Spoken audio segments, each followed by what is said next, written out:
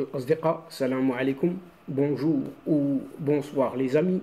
J'espère que vous allez bien partout où vous vous trouvez. En tout cas, c'est ce que je vous souhaite et pour le meilleur de toutes les conditions, bien sûr. Bienvenue. Bienvenue sur votre chaîne Bled Maralibia qui attend comme d'habitude vos encouragements et on en a bien besoin en ce moment. Surtout, un tout grand merci pour vos gentils commentaires. Mais abonnez-vous partout où vous êtes afin d'être informé très rapidement. Pour ma part, je suis content et heureux de vous retrouver à travers cette nouvelle séquence. Mesdames et messieurs, chers amis, cette vidéo poursuit son feuilleton de la diplomatie française à travers ce qui est appelé cette fois-ci l'achat d'armes made in France et la vraie raison de la réception inédite d'un certain chef gérontocrate de la junte militaire d'Alger et qui a été reçu à l'Élysée. En effet, en dehors de cette symbolique et des considérations d'apparat, la visite de ce chef d'état-major, oui, ce vieux chef algérien à Paris et le tapis déroulé, honteusement tenu caché pourtant, que lui a déroulé ce locataire de l'Élysée, servait d'autres dessins, oui, autre chose, qui ne sont que de mirobolants contrats d'armement, en le balisant d'un axe Paris-Alger, face forcément le Maroc, oui, avec forcément le Maroc et son multilatéralisme pour cible. Mais alors, cette France vendrait-elle vraiment des armes à l'Algérie en risquant de fâcher le Maroc? Et Alger abandonnerait-il son fournisseur habituel et surtout son allié historique de toujours, qu'est cette Russie, pour se jeter tout simplement dans les bras de cette belle maman France? Ou bien cette même Algérie va-t-elle tout simplement diversifier ses fournisseurs d'armes? Oui, chers amis, nous essaierons modestement à notre niveau de répondre à toutes ces interrogations en parcourant ensemble la présente séquence. Si vous le voulez bien, alors restez jusque quelques instants jusqu'au bout de cette séquence et nous verrons ce qu'il en est. Ainsi, pour celles et ceux qui croyaient que le voyage à Paris de ce vieux chef de cette junte militaire algérienne, de même que sa discrète réception inédite par ce président français Emmanuel Macron à l'Élysée, visait uniquement à caresser dans le sens du poil un certain système, le système gagnerait à se raviser. Il a été reçu à l'Élysée ce lundi 23 janvier dernier 2023, ainsi que par un certain Thierry Burkhardt, chef d'état-major des armées françaises, ou encore le ministre des Armées, un certain Sébastien Lecornu. Eh bien, ce vieillard dégoulinant, un certain Saïd Chengriha, était en France pour une raison bien plus matérielle qu'autre chose que la hauteur symbolique d'un tête-à-tête que lui a réservé pourtant ce chef d'État français. Ce tête-à-tête est le premier du genre accordé par un président français à un soi-disant haut gradé algérien depuis l'indépendance de ce jeune pays, créé par cette même France, par un certain décret d'octobre 1839, un territoire qui formait 3 départements français. Ce décret, de même que son appendice départemental, sont un fait historique dont l'Algérie détient l'exclusivité dans la colonisation de cette Afrique et qui a spolié des nations, surtout le Maroc et la Tunisie, ainsi qu'un certain Mali, de vastes territoires annexés à la France de l'époque, qui pensait rester ad vitam aeternam, d'abord dans son département, et puis par la suite dans le pays qu'elle a créé elle-même. Et ce vieux chef d'état-major de cette armée algérienne s'est rendu en France, c'est chez sa maman, pour acheter des armes cette fois-ci, selon de nombreuses sources très sûres et bien informées. L'accueil de ce vieillard dégoulinant et même puant, de ce Saïd Chengriha, par un certain Emmanuel Macron à l'Élysée, le locataire de ce château, a priori étonnant, très étonnant, à la fois par son aspect hautement symbolique et par son côté inhabituel, prend ainsi tout son sens et tout le monde a compris et personne n'est dupe. Oui, tout comme s'explique enfin l'absence d'image de ce tête-à-tête et surtout le silence, oui, le silence de l'Élysée qui ne dit mot, qui ne dit rien, et des médias de cet hexagone français à l'égard de cette visite, oui, cette visite et surtout ces dessins occultes, motus et bouches cousues surtout. Il y a un silence détonnant des médias français aussi sur la présence de ce vieux patron de la junte militaire d'Alger sur leur territoire en France. Oui, eh bien, qu'est-ce qu'il y a? Il y a l'achat d'armes françaises par cette junte militaire d'Alger n'est visiblement pas en odeur de sainteté.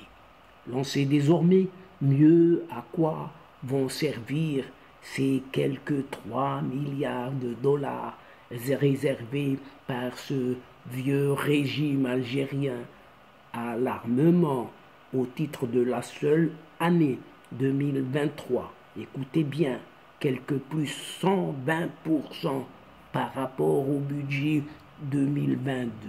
Une année seulement. Oui, vous entendez bien, plus 120%. L'objectif est double, puisqu'il s'agit pour l'Algérie de sortir de son monopole de fait que lui impose la Russie, son fournisseur quasi exclusif en armes, mais dont les équipements ont montré leurs limites, oui, ou plutôt leur vétusté en Ukraine. Les contrats d'armement à venir seulement, tout simplement, soudent également un nouvel axe Paris-Alger, dont la France sortirait là encore grand, oui, très grand, sinon seul et unique vainqueur.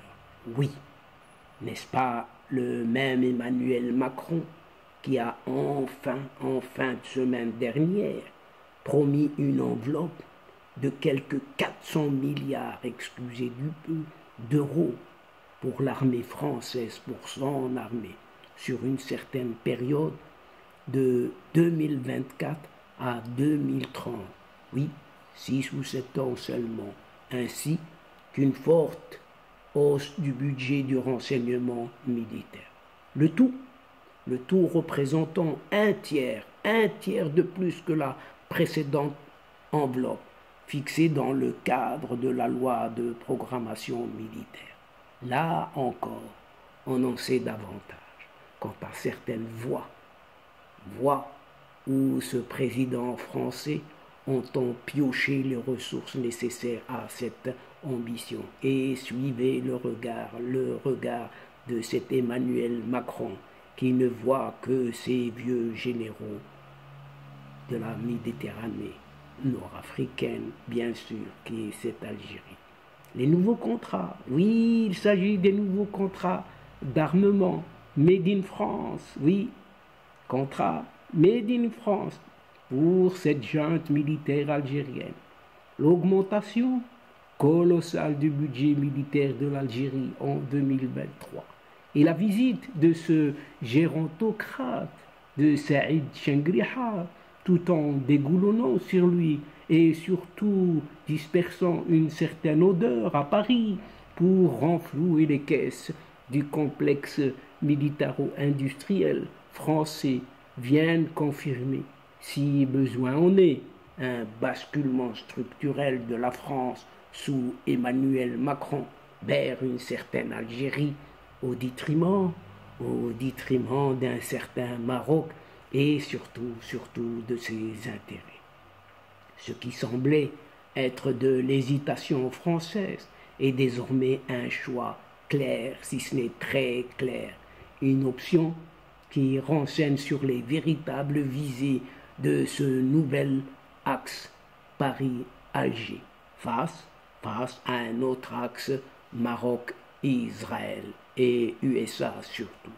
En toute logique, contre qui ces armes sont destinées finalement à être utilisées par cette junte militaire algérienne, résolument belliciste. Et là se pose cette question.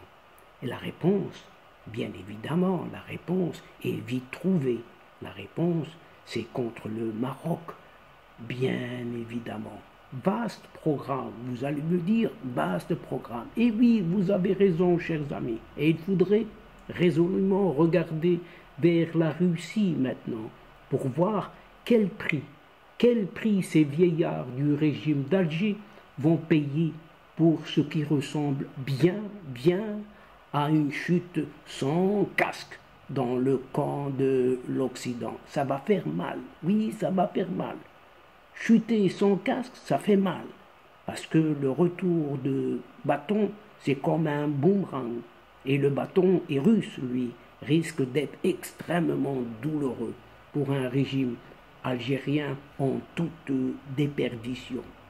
Et dans cette situation, cette France ne risque-t-elle pas d'être entraînée dans la chute d'une Algérie en dérive, aux abois, et qui s'effondre tel que l'a prophétisé un ancien ambassadeur français à Alger, et il sait de quoi il parle, un certain Xavier Driancourt.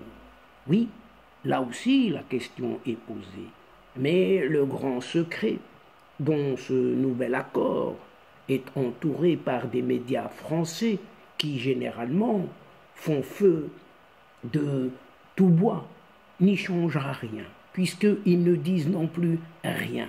Et ces directeurs des rédactions françaises, habitués pourtant à des dîners confidentiels avec cet Emmanuel Macron, sont rompus à ce genre d'exercice pour fomenter leur coup de jarnac, à savoir tout simplement des coups portés en traître de façon tout à fait inattendue, avec comme cible cette fois-ci de choix le Maroc et ses intérêts stratégiques.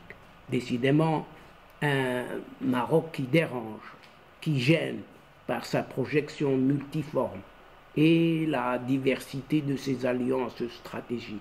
Rappelons-le, Israël, les États-Unis et n'oublions pas les pays du Golfe. Là encore, le nouvel axe Paris-Alger ne pourra rien y changer. Les propos ce jeudi 26 janvier 2023 de la porte-parole du ministère français des Affaires étrangères, une certaine Anne-Claire Legendre, voulant que la France n'est pas en crise avec le Maroc. Quelle hypocrisie, relève dans ce contexte du risible. Oui, du risible, et c'est le moins que l'on puisse dire. Mais de qui se moque-t-on? De qui se moque-t-on? Certainement tout d'abord des Français eux-mêmes, en dehors des précieux milliards que va apporter le choix de cette vieille junte militaire algérienne par Paris. La France en sort, elle, très grandie sur les moyens et le long terme. Rien pourtant n'est moins sûr, parce que là est la question aussi. Il serait plus pertinent pour Paris de s'interroger dans la foulée de la récente demande d'évacuation de ses troupes militaires au Burkina Faso si le rapprochement avec Alger ne participera pas à accélérer son déclassement au Maghreb, au Sahel et sans nul doute dans plusieurs pays d'Afrique. Un continent africain où le sentiment anti-français ne s'est jamais autant exacerbé que depuis qu'Emmanuel Macron est à la tête de la France. Oui, ce n'est que depuis que Macron est à la tête de cette France que le sentiment anti-français est devenu de plus en plus grand. Et surtout, on le voit clairement. Ainsi, ayant pris conscience de l'infériorité de l'armement russe par rapport à celui de l'Occident, l'Algérie se jette dans les bras de sa maman France pour essayer de moderniser son arsenal militaire, estime un certain Abdelhamid Harifi, expert, lui, militaire, qui a été interrogé par Média 24. Ce serait alors une tentation du juteux budget militaire algérien, puisque la France, sous Emmanuel Macron, serait le seul pays occidental, oui, le seul pays occidental en mesure de traiter avec Alger afin de l'équiper en armes avancées, dit avancées, qui puissent faire office de multiplicateurs de force, ajoute toujours Abdelhamid Harifi. Donc, dans ce contexte de profonde tension entre le Maroc et l'Algérie, la France, oui, la France profite de l'aubaine pour équiper cette Algérie en armes avancées qui ne pourraient servir dans ce cas que contre le royaume du Maroc voisin. Par conséquent, la France aurait-elle d'ores et déjà choisi son camp? On l'aurait compris. Et la réponse est toute simple. Tout dépendra de la nature et surtout du montant des contrats. En effet, pour Abdelhamid Harifi, on ne peut pas se prononcer actuellement tant qu'il n'y a pas de contrat annoncé, bien que, lors de cette visite de 4 jours, ce chef de l'armée algérienne, ce vieux chef, ait rencontré les hauts responsables de l'armée française et surtout visité les sites industriels de plusieurs fabricants d'armes français. Abdelhamid Harifi, cet expert militaire, estime que si les montants ne sont pas importants, cela signifie que l'Algérie diversifie tout simplement ses partenaires, comme le fait le Maroc avec plusieurs pays. Rien de plus. En revanche, si la nature et le montant des achats sont importants ou conséquents, alors cela signifierait que l'Algérie opère un revirement stratégique au détriment de son allié historique de toujours, qu'a été d'abord cette Union soviétique et puis par la suite cette Russie.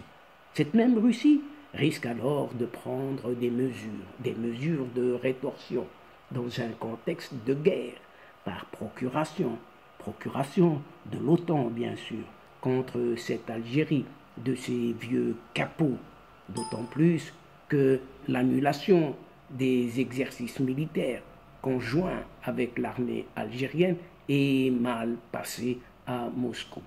Et dans ce cas, la France ne pourrait-elle pas bouleverser l'équilibre des forces dans cette région si cette même France finit tout de même par vendre des armes avancées à l'Algérie? Le Maroc devrait-il s'en inquiéter? Et la réponse de cet expert militaire Abdelhamid Harifi claque négativement comme un non, et un non catégorique, car la France dépend des technologies étrangères achetées à d'autres pays dont elle ne possède pas les brevets, dont principalement les États-Unis d'Amérique.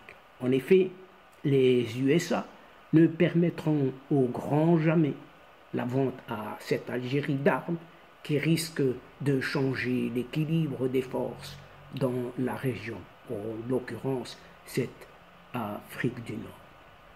Preuve pour preuve, parce que cela a été observé lors de l'acquisition de Rafale français par l'Égypte, où les restrictions américaines ont conduit la France à vendre des versions amoindries à l'armée égyptienne, ce qui serait fort éventuellement le cas pour cette armée algérienne. Mais alors, chers amis, qu'apporterait en plus de tels rafales à cette Algérie?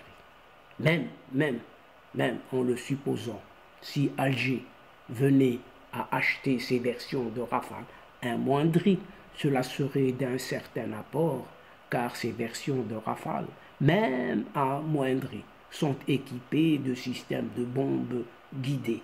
Ainsi, il s'est avéré qu'avec la guerre en Ukraine, Alger a pu constater que les avions russes étaient désavantagés, car tenus d'effectuer des vols en basse altitude et de frapper à plusieurs reprises pour toucher la cible.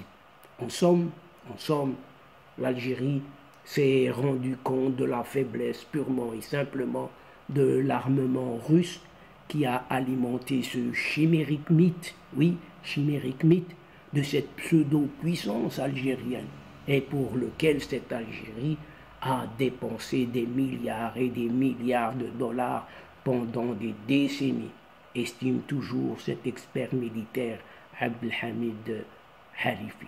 Et donc, chers amis, mesdames et messieurs de la chaîne, c'est ici, c'est sur cette guerre Made in France, à l'image de ce qui est appelé diviser, oui, diviser pour mieux régner, mais surtout, pour cette France, pour mieux s'enrichir, oui, mieux s'enrichir auprès de ces vieux capots de cette Algérie.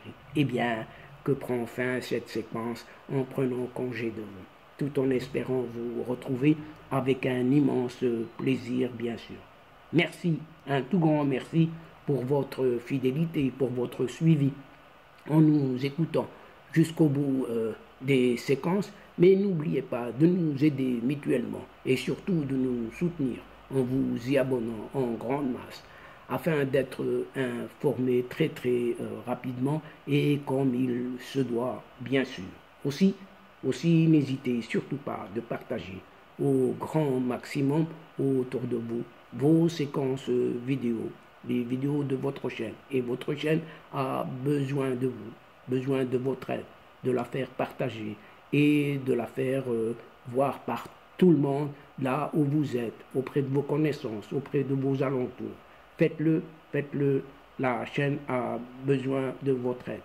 Et on vous remercie pour cela. Et pour moi, le moment est arrivé juste de vous dire au revoir les amis. Al-Asdiqa, salam alaikum wa rahmatullah wa barakatuh. À la prochaine fois et à bientôt. إلى اللقاء في حصة أخرى إن شاء الله. مع السلامة.